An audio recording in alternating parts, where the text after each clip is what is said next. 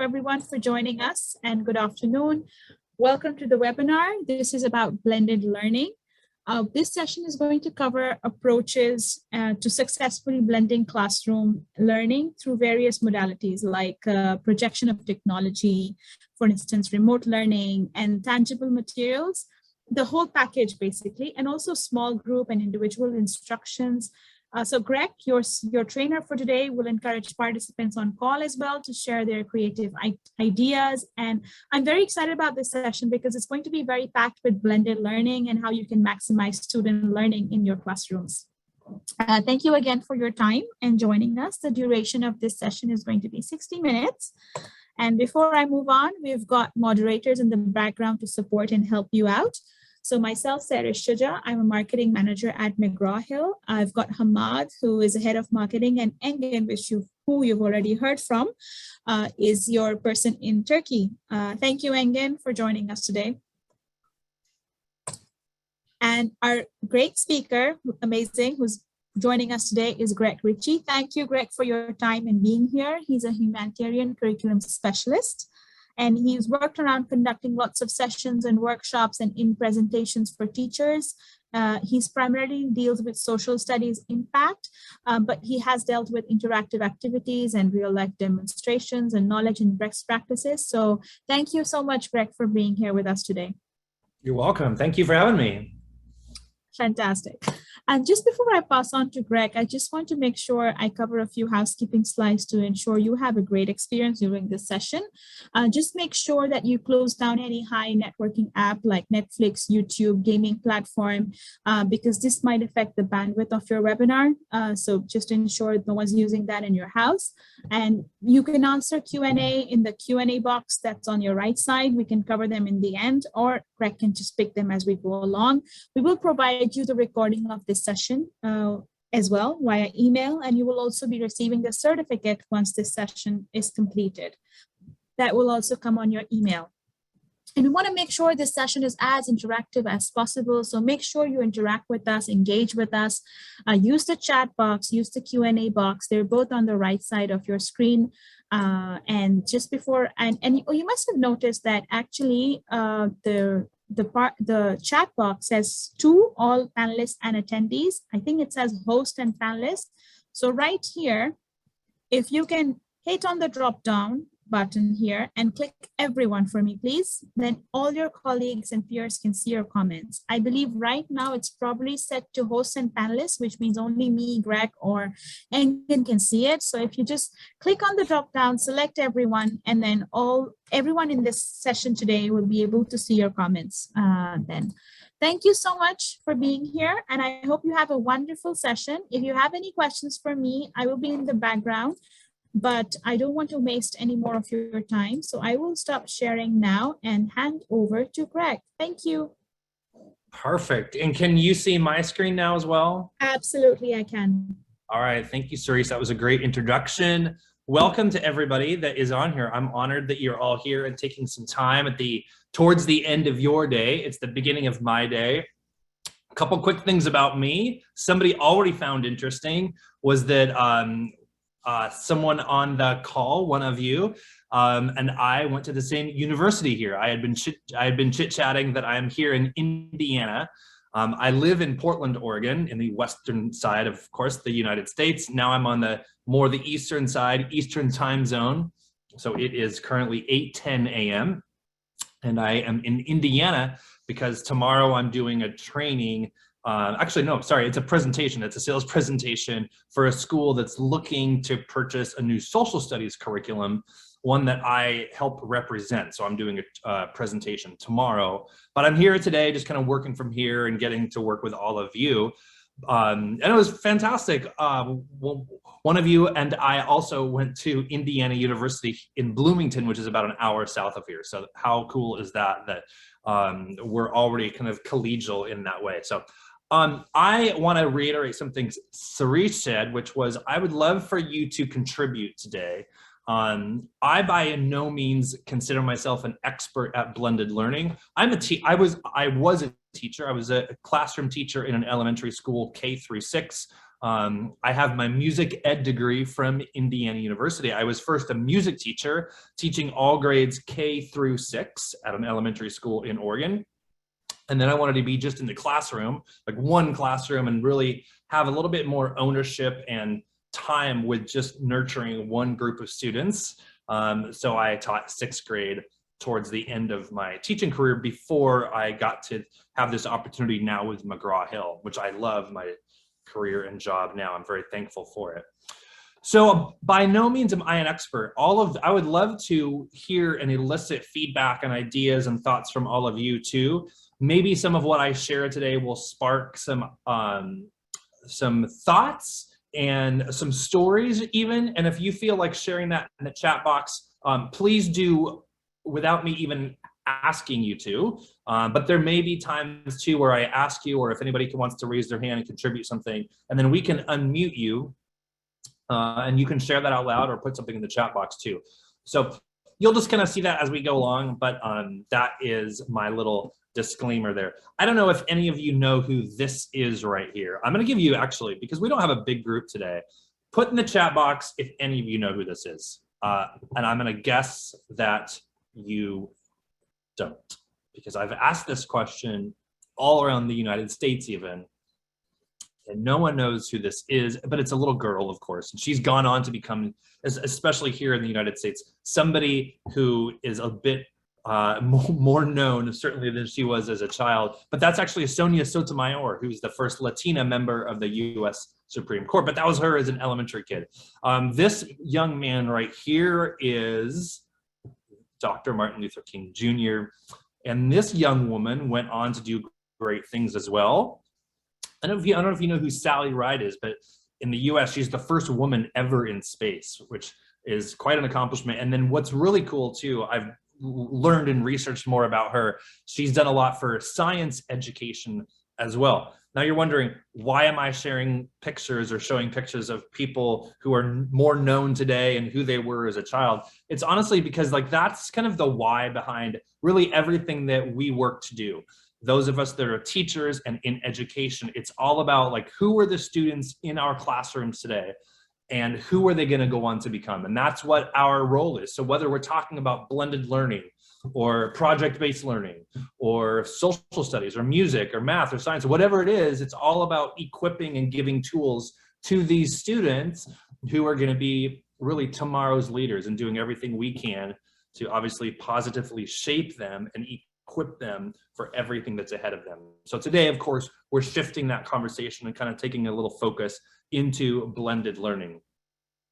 Blended learning, if I think about kind of what it is, or if we think about what it is, and if you disagree with any of this, I would love for you to put that in the chat box as well, or if you have a different take on it.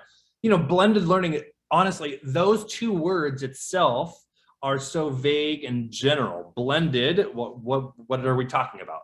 And learning, of course, we know what learning is, but that's kind of a broad phrase and a broad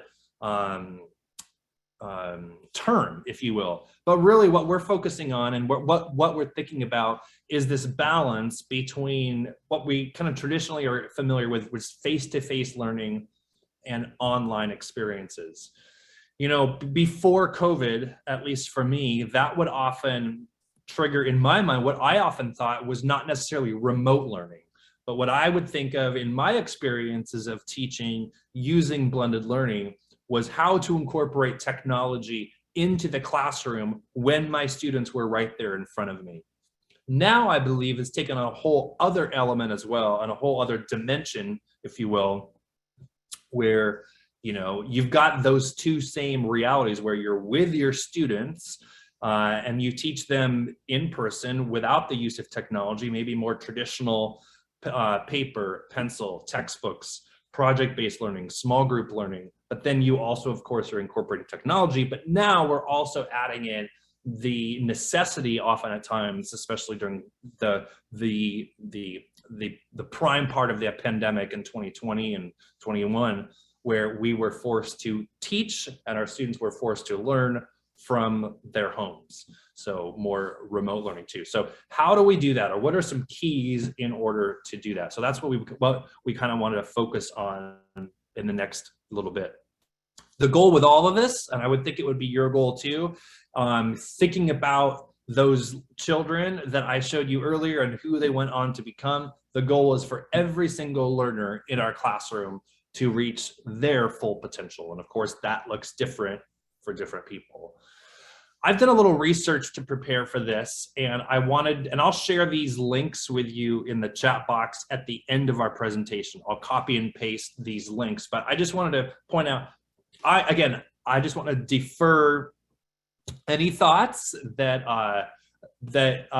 give the impression as if I am the expert for blended learning. I just really don't think I am. I've learned a lot from others. I've been able to teach, so I've put things into practice, and I've observed a lot as well. And so those have all given me the tools, just like you have the tools, and you're equipped based on the experiences and training that you've had, along with your own skills and gifts, to become your own experts, if you will, at blended learning. We all learn from each other. So I just wanted to put out there right now, there was 4 main articles in preparing for this that I kind of really found a lot of truth in. A lot of this resonated with me, and also there's a lot of consistency across this. So I'm going to share about 5 or 6, I think there's 6 little principles. And really, it was interesting as I looked at these 4 different articles, I kind of found these trends, these consistencies into approaches to successfully implement blended learning. The first article was this one. I'm just showing you a screenshot of it, really. E-learning industry they publish a lot of really great stuff, content from a lot of different authors. This one is kind of a fun, if you like sci-fi and kind of a fun take. It kind of has a fun take on really some best practices. In this case, you can see 4 principles to really be successful here. Again, here's another one, Principles of Blended Learning. This is a paper that was published on Open Library, which is a great resource of tools for everything, education and more. The Guild puts out this kind of a white paper or a PDF where you'll see these various principles that were outlined in 2017. And then finally, the last one was really interesting to me. I have a kind of a design background as well. I had a little job prior to working here and teaching where I sold furniture. And I worked for a furniture company in Portland, Oregon. And I was kind of a part-time job, and I just loved it because I love furniture. I mean, I love mid-century furniture, and I love the idea of design and how to use space. And this article here that you'll see, I'll post the link later on RedThread, takes a look at principles, honestly, less so with like the instruction for the teacher, but more so with the design of the classroom and what that physical space can and should look like. And some principles to think about. Is actually published for a furniture manufacturer called Steelcase. And it takes a look at, what are some mindsets that need to go into as we plan space and adjust space and give you the freedom to adapt as you have different classrooms and go from one year to another. So it's really kind of interesting. So anyway, that was a fun article to read as well. All right, so think about this picture right here. I'm going to show you a lot of images today. And if you can put something, I know that sometimes if I'm the person like you and I'm on a training, I'm kind of in the background or, just listening, I might not want to participate as much, but what do you see right here? Or what does this picture elicit for you? Can you just write one word? If you were to sum this picture up in one word or 2 words, maybe other than blended learning, what do you see right here that you might relate to? Anybody have a word or a pair of words? Mix, that's great. Yes, I see that, Haseen. If I mispronounce any names today, my apologies. You can correct me as you go on. But yeah, a mix, different learning ways. Oh, thank you also for participating. I had this fear that nobody would say anything.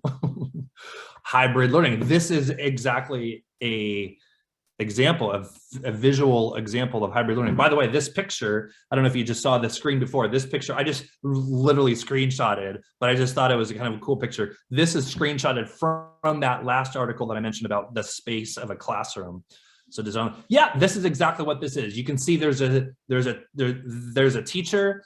She actually may be teaching other students. We can't see what's behind that desk, or if there's students like where I am in relation to her, but you can see that she is, and I'm gonna guess that there is, because it looks like that's a teacher desk and she's got a whiteboard, and she's got the computer, which are obviously looks like 4 people.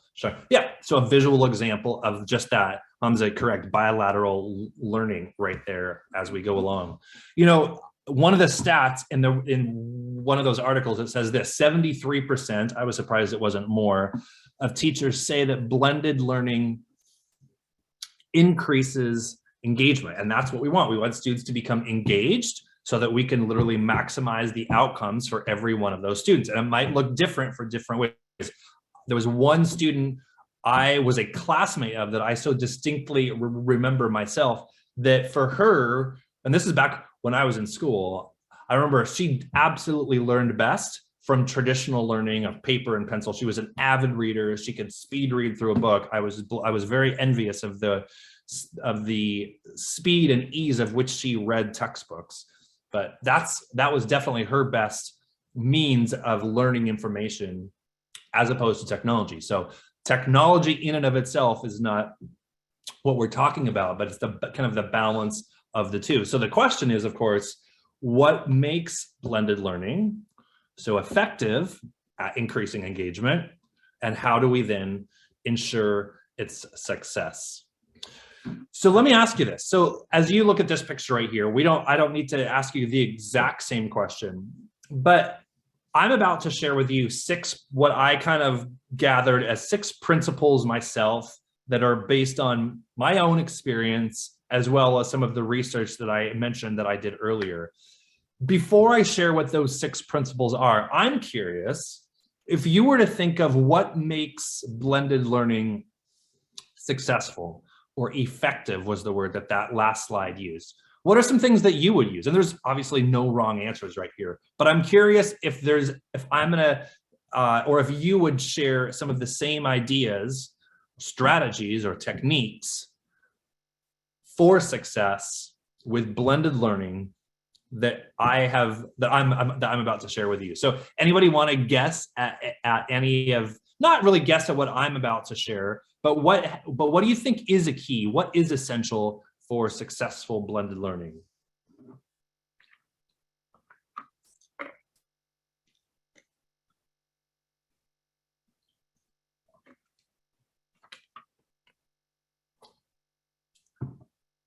Engagement. Thank you, Sarah. Absolutely. That's creativity. It's excellent. Love that.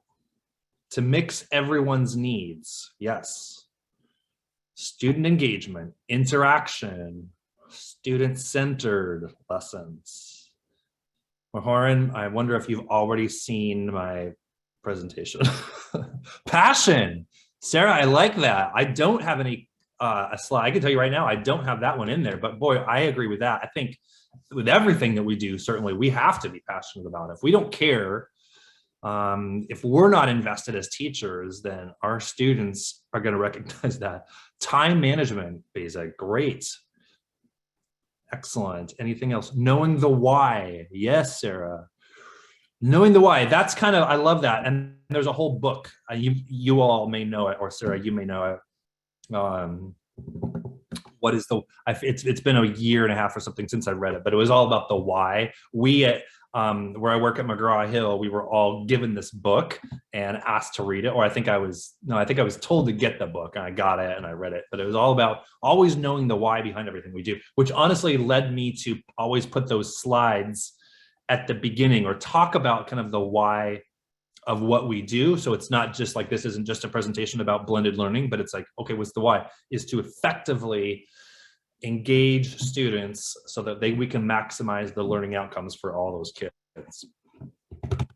knowing the why, co-working with the student while we explain the topic. Excellent. Love all these answers. So I'm going to ask you some more questions as we go along, but all of that, definitely, whether those are the same labels I've used or you'll see used, all of that plays such a role and is, as you are all identifying, so essential in here. Well, I think the first thing that you guys mentioned, there was something in there. I'm going to go back to this a little bit. To mix everyone's needs. Beza said to mix everyone's needs, and maybe a word to sum that up perhaps would be flexibility. You know, flexibility is one of those broad words too. Anytime I hear it, I'm like, okay, what are you talking about? Are you talking about flexibility in terms of time or the way the classroom looks, or how much the balance is between the use of technology and maybe no technology? And honestly, the answer is yes, all of that. And also, yeah, Hamza, you're definitely right. Enough background information about blended learning is one of the things that make it successful, right? Having an awareness, being educated, and that's actually one of something that we'll talk about here too. That's one of these 6 things that I think I've kind of summed up. So thank you for that. But yeah, flexibility within blended learning is essential. How technology and face-to-face learning is utilized is determined by many factors. Think about that again. How technology and face-to-face learning is utilized is determined by many factors, meaning it doesn't look the same in every classroom, whether it's the same school or the same, the same grade, even if we're teaching the same grade. One teacher has a different teaching style than another teacher. One teacher has a different comfort level. So what might work for some of your colleagues as you try to maybe incorporate more technology or find that balance of face-to-face learning, remote learning, and the use of technology, what you find successful might not be the best fit for another teacher. So that's really important, I think, to keep in mind, is to be flexible in your mindset, because the needs of your own style of teaching, what makes you a successful teacher, can vary from one teacher to another. So I'll say so I'm thinking about these many factors right here. I didn't list them out, but one factor is teaching style. And then another factor, of course, is students learn in different ways too. So some students, as we know, learn fantastic in a remote learning setting. I think we saw that a lot during COVID here in the United States. I'm going to guess that it was the same literally across the whole world. Is some students we know thrive. Maybe you have your own children and they were at home for a great period of time during the prime part of the pandemic over the last couple of years. And maybe they thrived at home, not being in a classroom. I was reading a lot of studies about students who did better at home because they weren't in a classroom full of what to them were distractions of other students who might get in the way. Their questions, their needs, their body language might get in the way and be barriers for their own learning. But for a lot of students, that wasn't the case. It was the opposite. They need that interaction, that social interaction, being in the same room physically with others. So it's trying to find that balance, and there's no easy answer there because as we say, it's determined by so many factors. We as the teachers kind of have to be the experts and gauge that whole learning process.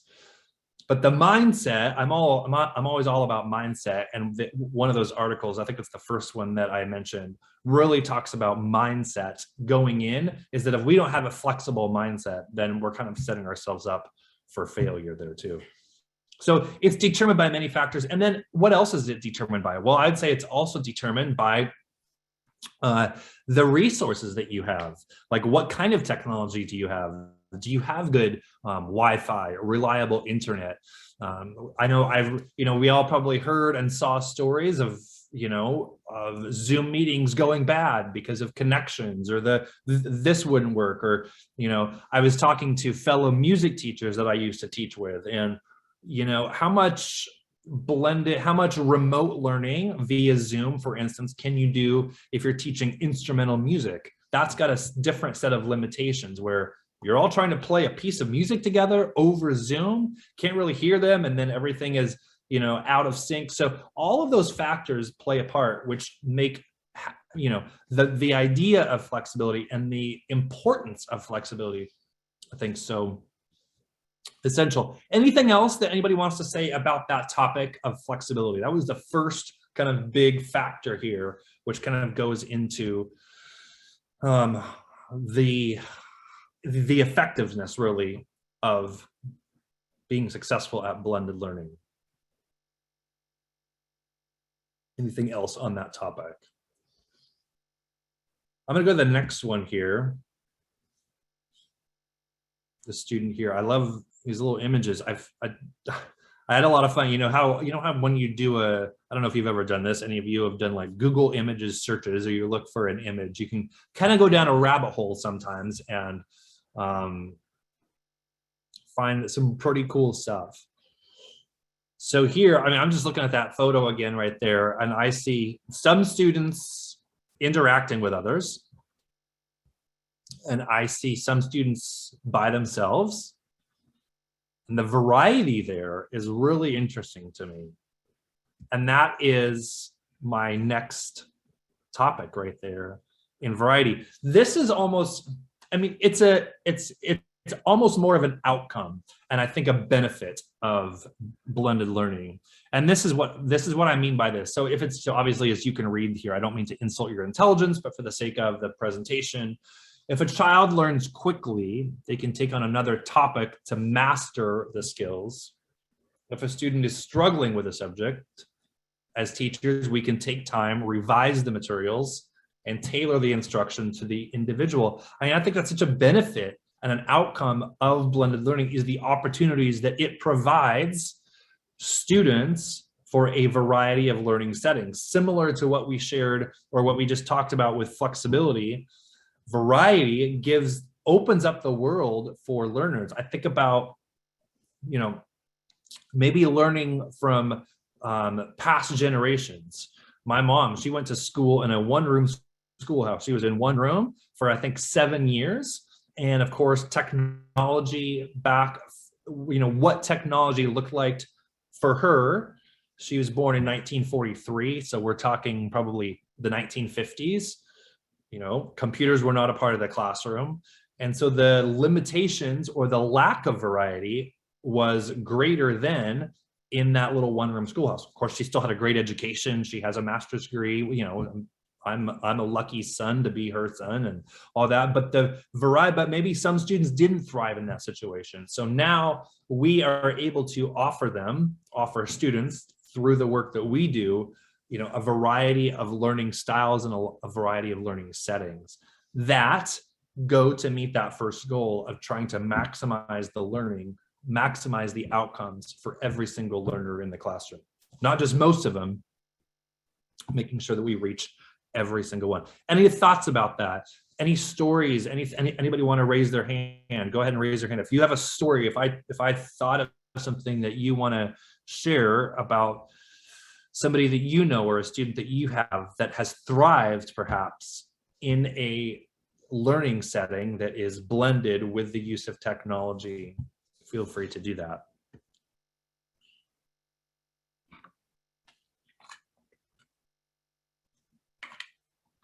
We've got flexibility, variety. Let's continue to look at this and think about what the challenges are and what the outcomes can be and what the approaches are to really see success here. So we got flexibility, we've got variety. I'm going to ask you, actually, as you look at this picture, I tried to find a picture that represented this next one right here.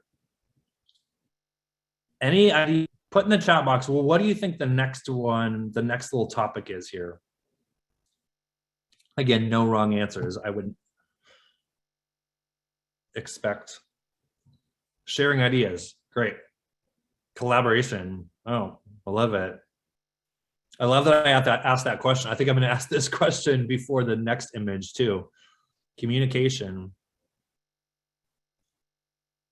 Whoever came up with this graphic did a good job then, because the word that you're going to see is not any of those three words, but it's almost the summation of it, perhaps. See if you agree. It's interaction.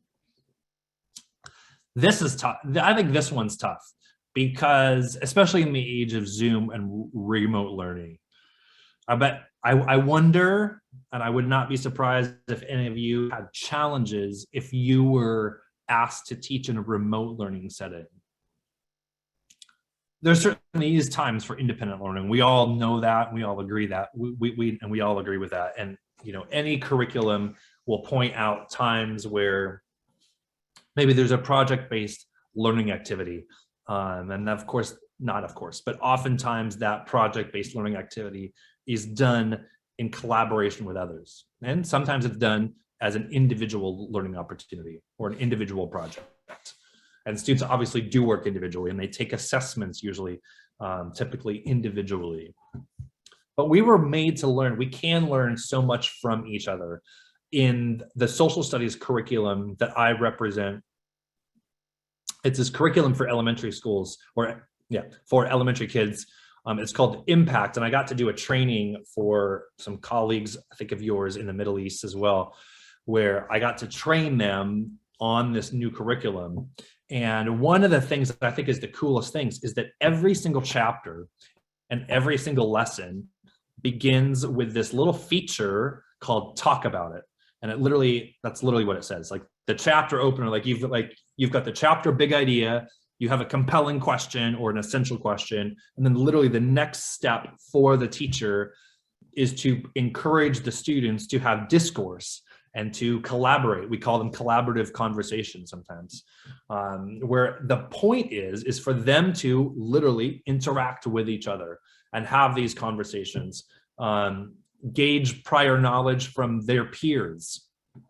There's questions like, what is your view of the night sky? And I think about that. That's a great example sometimes, especially here, like in the United States, everybody lives, of course, somewhere different, unless you're two children living in the same bedroom, I guess. But generally speaking, and so if you look out the window, your view of the night sky is often affected by the amount of light that is around you. And so you can literally grow up not really seeing the solar system and seeing the stars and the galaxies and the planets and everything. Whereas another student somewhere else might see that all the time. And so they had to have a completely different experience. So, but not even realizing, it's of course, until we're later in our elementary years or middle school or high school years that we really understand how different our backgrounds are. And that's something that we try to, as teachers and also as publishers, we try to really put those prompts in the curriculum. So that's something we try to prompt, is the awareness and the conversations around what is your experience and what's that like and how is that different from my own experience. So interaction, not isolation. Because the challenge is, I think, is when we're on Zoom and we have students who are just doing essentially what I'm doing right now. I'm literally in a hotel room. I am in isolation physically, but I don't feel that in a global or bigger perspective, I'm in isolation because I'm interacting with all of you. So this simple task of literally working in a chat box can help to overcome that, that limitation of being isolated. What else can not do that? I would actually ask that if you can think of other things. I would say, like on Zoom, I'll just say a couple things on Zoom specifically. Polls. I mean, all of these things that are kind of built in, those are all built in to this platform to promote, as you are saying right there, sharing ideas, collaboration, communication. So it's not just students alone by themselves. And all of that is essential for effective blended learning. But polls, I think of polls like, sometimes if you host a Zoom, you can create a poll, and that promotes interaction and awareness in terms of, oh, I answered the question this way, somebody else answered it this way, or I'm in agreement with the majority, or I'm not in agreement with the majority, things like that. Rooms, great, thank you, Haseen, absolutely. The breakout rooms, I've done Zooms myself with well over 100 people, and the more opportunity to put people into rooms, not only does it promote a little bit more interaction, well, I was thinking it actually, just like the way the mindset is, or the way our minds are, certainly, is if we're in a group of 100 people, we are probably less apt to communicate and share versus a group of 10 people. And so I'm sure you are all familiar with these tactics of if you are trying to gather feedback and gather thoughts, to do that maybe first in a setting of 10 to 15 people, having a spokesperson, having that spokesperson then be the one to share out for the group. That's a nice approach, as opposed to having a meeting with 100 people and asking people to raise their hand and share out. People are just less apt to do that for obvious reasons. So I'm just looking at how many people. So there's 27. This is almost like there's 27 of you on here with me. Maybe I'm one of those 27. I don't know quite how the Zoom participant number works, but generally speaking, 25 to 30 people right now. So it's a good number for me to just simply do it this way. If we were to 100, I would have probably put you into rooms and asked you some questions as well. So anything else? Excuse me. Thank you, Haseen, for that. But any other comments there about isolation? We got 2 more after this as we think about that right there. By the way, there is a question about getting the recordings, and that question, it looks like, is being answered. So you're going to get that in a feedback. Thank you. So what was the first one? Flexibility. What was the second one? Variety. And here we are at interaction right here. All right. Any guesses? What does this picture elicit right there to you? Got a few more. Any other ideas or any ideas? There's no wrong answers here. And I'm not sure this one demonstrates as well what the next topic is, but any guesses about what the next topic might be? Sharing ideas. Thanks, Hamza. Those all look like little smiley faces to me. Every time I look at them now, I don't know if they're meant to be, but those little dots in the middle seem to represent a nose. Exchanges. Great.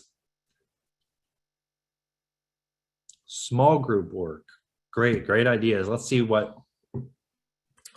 it. Yeah, I went a little more pedagogical, but this is just an interesting topic, and I saw it approached, or I saw it addressed in a few different articles, and I thought it might be something we take for granted, but it's something that I think is important that we always keep in our minds when we try to focus on really any teaching style or any education that we're putting forth for our students, is that it absolutely be relevant.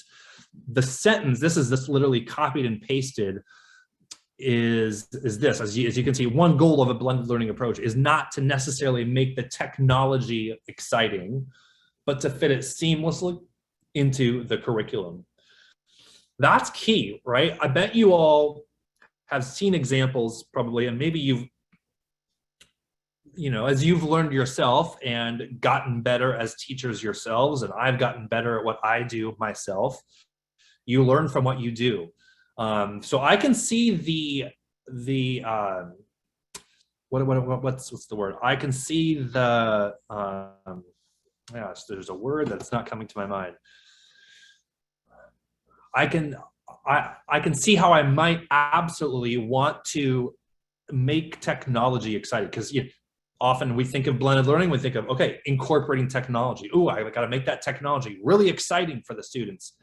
Okay, it sometimes will just be exciting on its own, because kids oftentimes gravitate towards, as we know, screens and tablets and technology and video and different, it's a different way that they're being engaged than more traditional face-to-face learning. So it's less about the technology, as Haseen is saying right there, her comment, technology as a means, not the goal. Absolutely, that nails it right there. But to fit it literally seamlessly into the curriculum.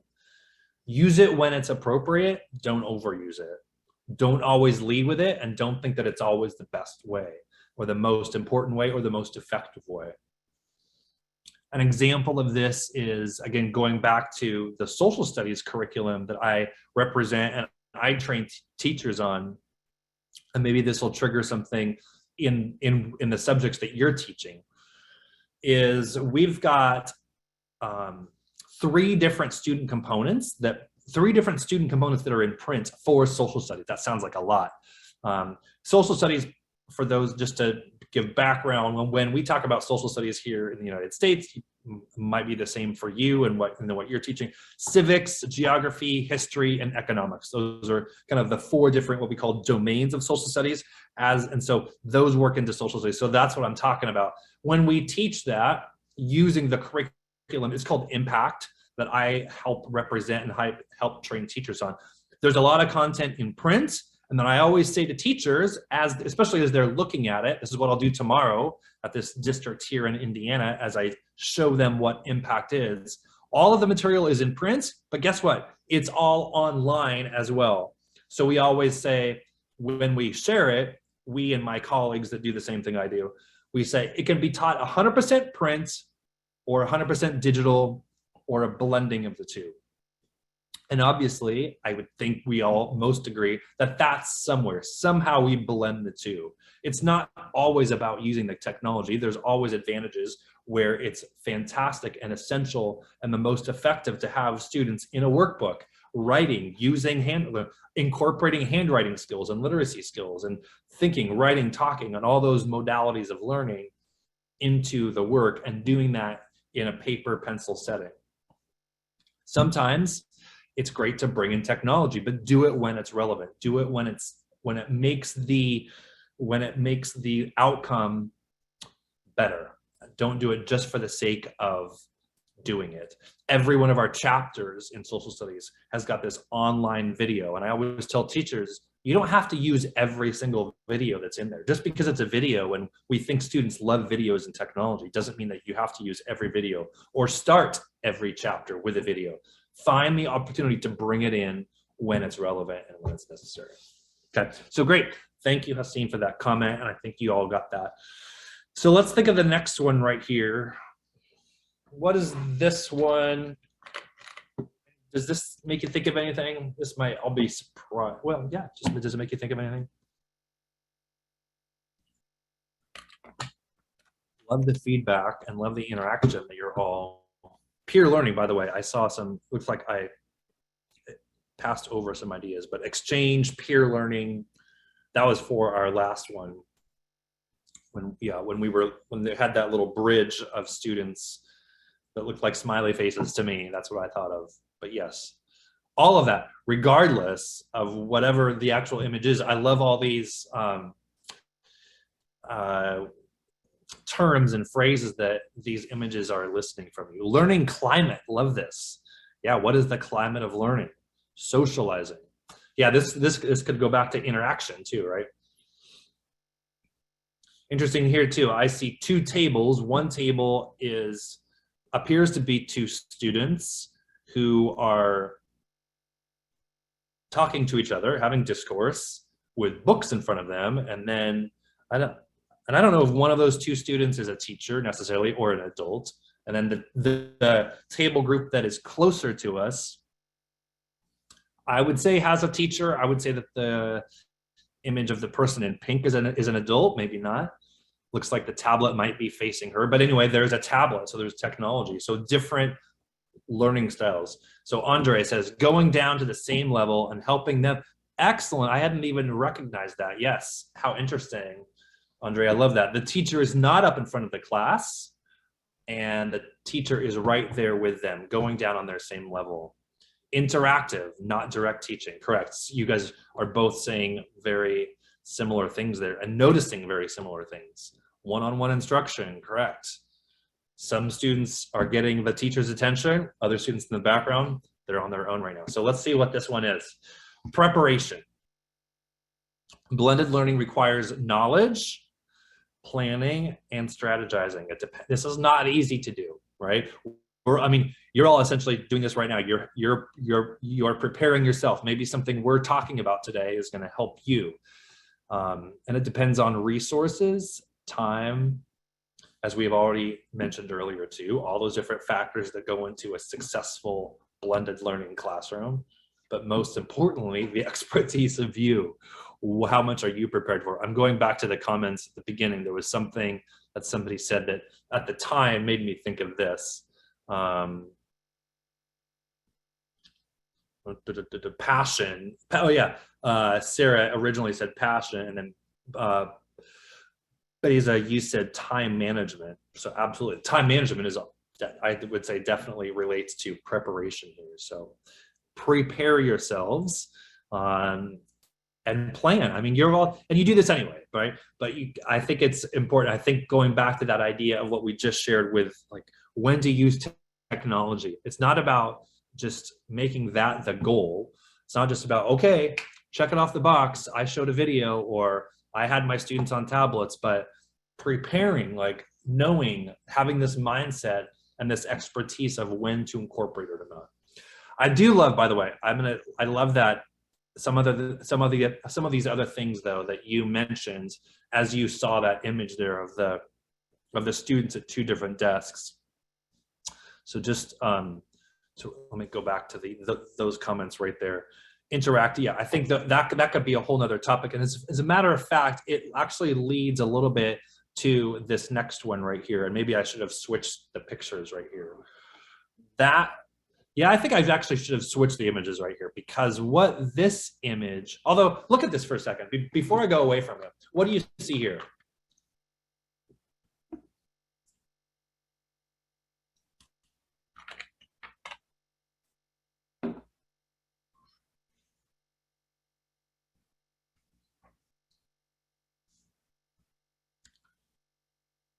And I know it's a differentiation, correct, Sarah? That's what I was thinking of too. That's not the word that I'm going to use next, but or the phrase, but absolutely, this is an example of differentiation. Same material. There's 3 students there. They're all getting the same message, but 2 of them are getting it evidently from being face-to-face with that teacher, while another one appears to be on their monitor right there as well. But where I was really going with this image is that it's learner-centered, and maybe it does relate. Maybe I shouldn't have said that the images are backwards, but this is something that I think really summarizes everything that we've been talking about today. And we got about 5 minutes left or so. It's learner-centered, right? It values the learner's knowledge, the skills, and the life experience, and draws upon the learner's experience as a resource. I'm going to look at a note. On my notes, or on my phone, I took some notes of one of the articles in there that had some really good stuff about learner-centered. Let me just read these to you and see if they resonate. I felt like it just summarized exactly kind of my experience as well. Learners are involved in the planning and the decision-making processes about what, where, and how the learning will happen, right? That goes to being learner-centered. What does that also mean? It means that you as a teacher don't have to make all the decisions, nor should you. If you make all the decisions and you're doing all this planning, or we are doing all this planning for our students, we might have to adjust that along the way based on who that learner is and who we learn throughout the course of the year, whether it be an entire year or a lesson or a subject, of who that learner is and the best ways that they learn. The learning cultivates self-direction in learners. As they learn who they are and the ways that they learn the best, they're going to learn more about themselves too, which is, I mean, that's one of the best outcomes as well. Teacher as facilitator, correct. Thank you, Haseen. Yeah, more so the teacher as the facilitator than the teacher as the director. But the teacher is absolutely facilitating that learning. The learning setting fosters a spirit of collaboration and uses small groups, something we've definitely covered as well, that collaboration, interaction, not learning in isolation, even when we're doing remote learning. And then this last little bullet point right here, emotional presence is recognized in the learning process. And educators ensure a safe, constructive, supportive learning environment, both face-to-face and online. In the United States, there's a big focus for good reasons on social emotional learning. This speaks directly to it. What successful blended learning can elicit and teach students is just that. And it can teach us as adults too, how to foster literally a safe, constructive, and supportive learning environment. Goes back to that flexibility piece, goes back to that variety where students can go on their own learning paths as they go, where the flexibility for you and your classroom might look different, or the makeup or the structure of your classroom, how you arrange your chairs, where you put your computer, all of that might look different for you than it might for your colleague, and that's okay. There's not one answer. And how every student learns and how much they learn via technology or face-to-face or in person or from their peers, all of that varies too. And so we, in order to be successful in a blended learning teaching environment, get to foster that safety and that comfort and discomfort as well. But that constructive, supportive learning environment. So great, I think that's it. Anything else around there? Thank you, Haseen, for adding that part right there, because that's a nice summary of kind of the focus right here, the teacher as the facilitator. So as we wrap up right here, blended learning can easily incorporate any new technology if we do it the right way and with balance.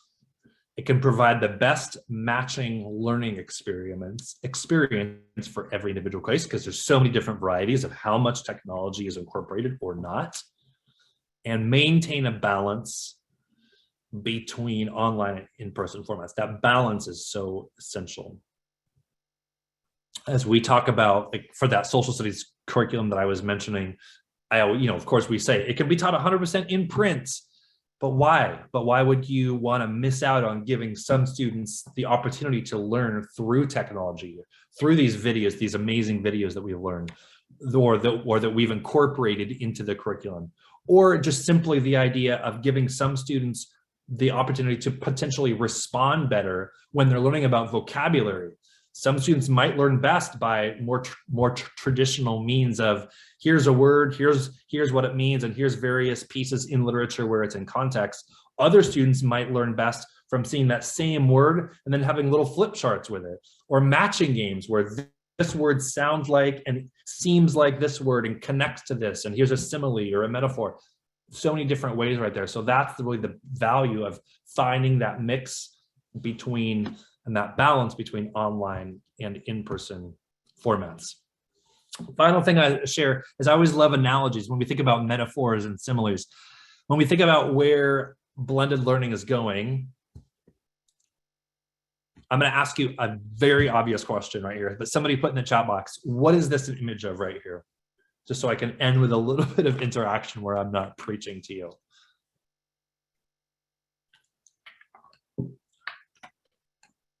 What are we looking at right here? We are looking at an empty park. Thank you, Sarah. All right, nature, correct. Any guesses on what the next image is going to be? Think about where I'm going. Oh, the pandemic. We're looking at an image of the pandemic, an empty park. I hadn't even thought of that. Interesting. And Andre, you're right? So next one is an image of the city. And you're all teachers, so you all do things like this anyway. Like, you think of metaphors and analogies for students. What is the next image going to be?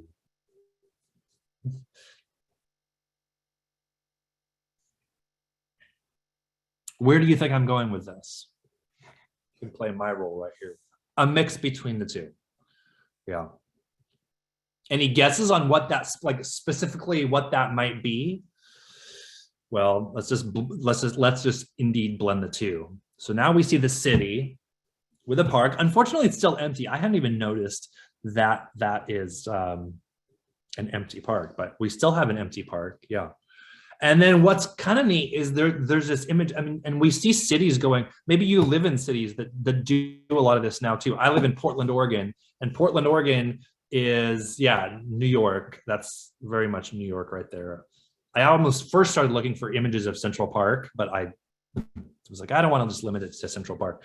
But here's the next image in a second, is I was thinking about, where this really goes from here in a specific way is this, where we take a city, and Paris is honestly doing this a lot right here, I think. And Portland and other cities are really taking this blended idea of, we're going to take a city, we're going to take a cityscape, and try to blend as much nature as we can in it and really keep that park feel within a city. And that doesn't mean that it's okay to get rid of the parks and the natural lands. I mean, the United States, of course, you all know this, is full. Like, one of the best parts about the United States is the U.S. national parks and the state parks. That's my favorite part about the U.S. and traveling around, is seeing the parks. And blending that into a cityscape doesn't allow us to remove it, to go, okay, I'm going to only go with cities with some nature, but it's that blending of the two while keeping all of those possibilities. So folks, I don't want to take any more of your time. It looks like I'm actually 1 minute over. So I want to thank you so much for the interaction, honestly, the collaboration. I hope this has been indeed relevant as we prepare to provide students this learning-centered kind of approach, giving them flexibility, giving them variety as we go along. So you're welcome, Sarah. You're welcome, Andre. I really enjoyed kind of the interaction as we went along there. I'm sorry that I didn't put everybody's email address in here. I knew that the two of us would have this right here. I did mention, by the way, I was going to put something in the chat. Let me put these links in the chat. There's all 4 links to articles right there. Oh, maybe those aren't able to be clicked on. You can copy that. So folks, I'm gonna turn it back to Suresh to wrap this up, but I'm just gonna say this. If you want to slide and copy and paste those web pages that I've put in there, copy it and then put it into maybe a note or a Word document on your own, and you'll have links to those. Or we can send them out to you after the fact. You can email me for them or whatever. But I hope this has been a positive time for you. Thanks for taking the time. And I just wish you all the best as you continue to go about this year. And I'm going to turn it back to my colleagues. Thank you, Greg. That was such a wonderful session. I really enjoyed it. Yes, it was really nice. Thank you so much for all that. A lot of things were very new for me. But thank you. It was very good. Thank you so much for your time. You're welcome.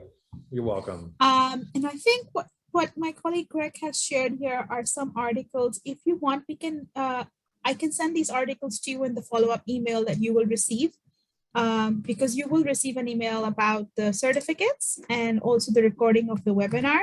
And I'm happy to include these links as well, if that helps at all. And thank you so much for joining us. As Greg said, we don't want to take any more of the time that you've given us. So thank you so much, and we'll see you soon. If there are any questions, that would be great. Excellent, Batul. We can send you the links in the email. I can send the same links. There are 4 of them, right, Greg? There are, correct, yes. Fantastic. So I'll send these over as well with the recording of the session, and you'll get a certificate in a separate email for those of you who are attending the live session today. Any questions from me or Greg or Engin? Amazing. Thank you so much. You were a fantastic audience. Love the engagement that came in. Honestly, thank you. Take care. Have a lovely day or evening now. Thank you, everyone. Have a good and snowy days. Thanks, Engin. Bye. Bye-bye.